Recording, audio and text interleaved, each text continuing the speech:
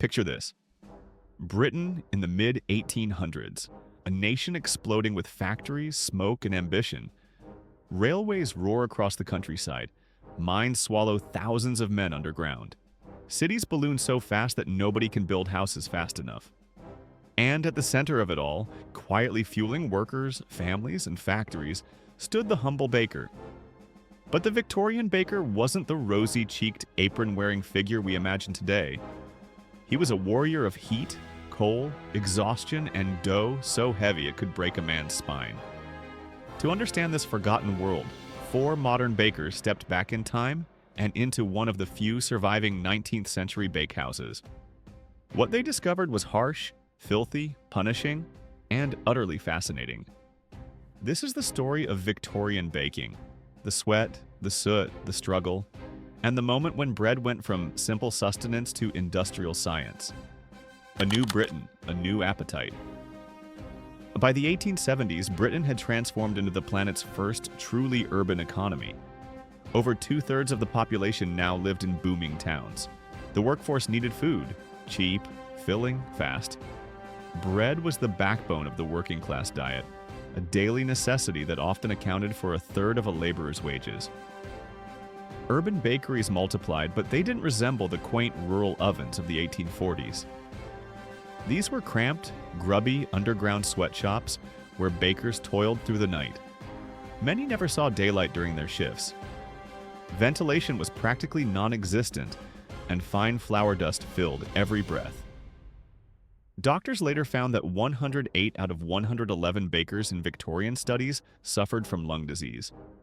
But despite that, bakeries kept producing because Britain was hungry, where the night never ends.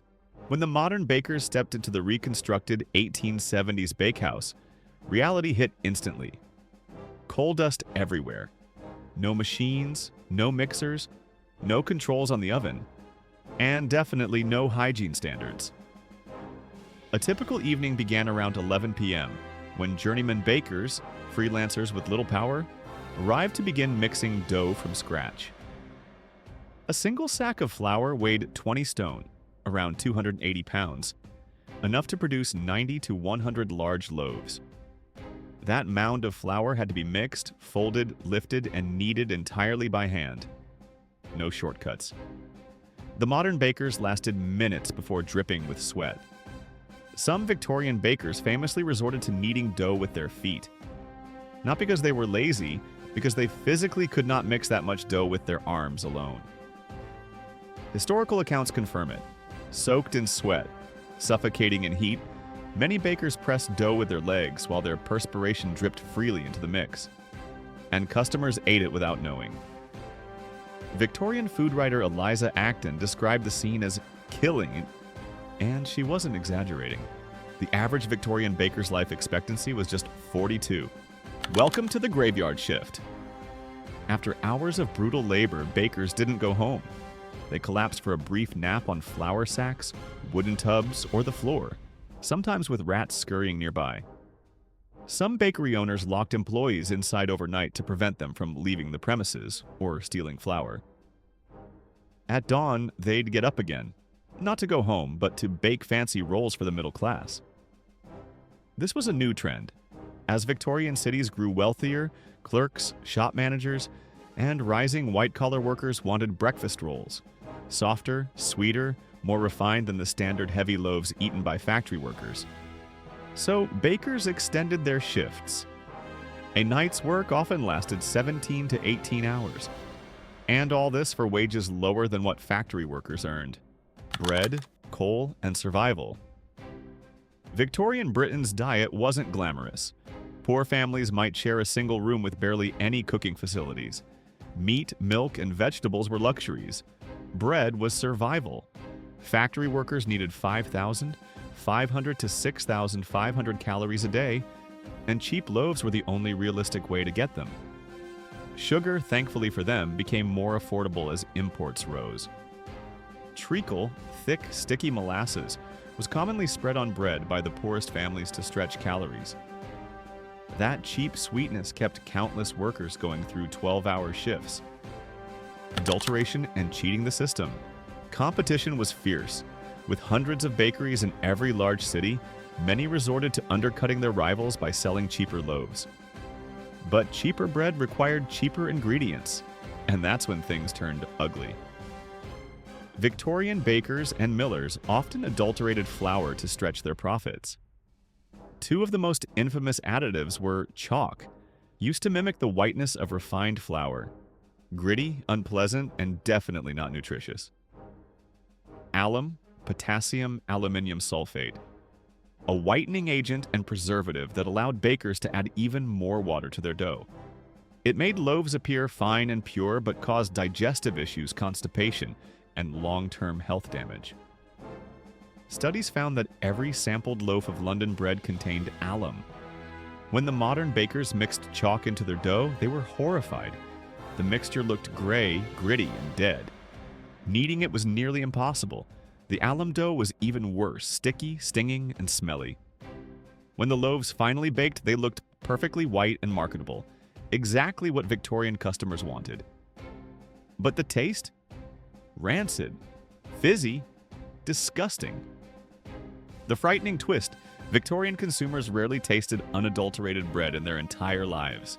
Aerated bread arrives. As conditions worsened in traditional bakeries, Victorian innovators sought new solutions. One of the strangest was the aerated bread company, which used pressurized carbon dioxide, like soda water, to leaven bread instead of yeast. It was fast, modern, and advertised as pure and hygienic.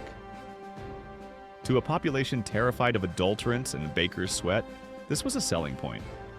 A BC factories produced hundreds of loaves in minutes, undercutting small bakeries and pushing many toward bankruptcy. When modern food scientists recreated this bread, the bakers tasted it with curiosity. It was edible, clean, and scientific, but missing the flavor and soul of traditionally risen dough. Victorians didn't seem to mind. Speed and purity mattered more than taste. Better flour, better bread. Toward the end of the 19th century, things finally began to improve. Cheap, high-gluten wheat from North America flooded Britain. This flour was stronger, cleaner, and better for bread making than most local wheat. The modern bakers felt the difference instantly. After a day of mixing chalk sludge, the new dough felt heavenly. Stretchy, elastic, familiar. Alongside better flour came sugar, which dropped in price so dramatically that buns, cakes, and sweet treats became accessible to working families for the first time. Victorian bakers began expanding their offerings beyond plain bread. This was the birth of the British bun culture.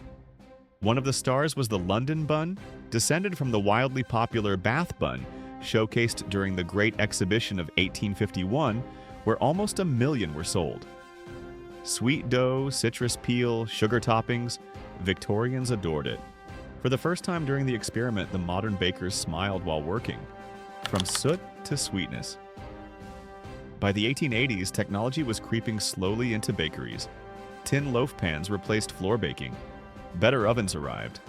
Working-class wages improved enough that even factory workers could occasionally indulge in sweet buns. Photography also became popular, and bakers, once invisible laborers, began posing proudly for portraits in their aprons, declaring their place in the industrial world. For modern bakers who experienced the Victorian method firsthand, the week-long experiment was emotional. It forced them to confront the unimaginable struggle of their predecessors: the heat, the suffocation, the 18-hour shifts, the starvation wages, the additives forced upon them by owners, the lack of any safety net for failure. Modern bakeries couldn't exist without modern machines, but now they knew exactly how much suffering those machines had replaced. The legacy of Victorian bread.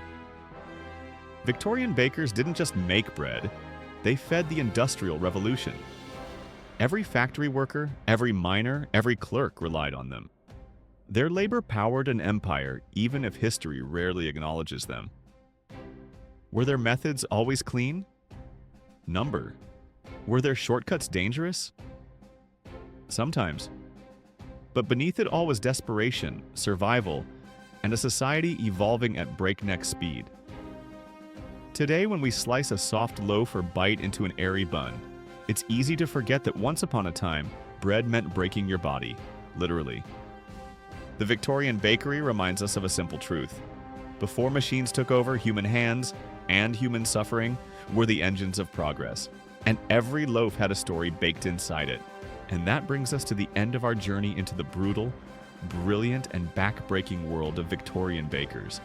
If this deep dive opened your eyes, made you appreciate modern bread a little more, hit that like and subscribe to the channel. Thanks for watching, and the next time you eat a fresh loaf, remember the bakers who walked so our mixers could run. See you in the next video.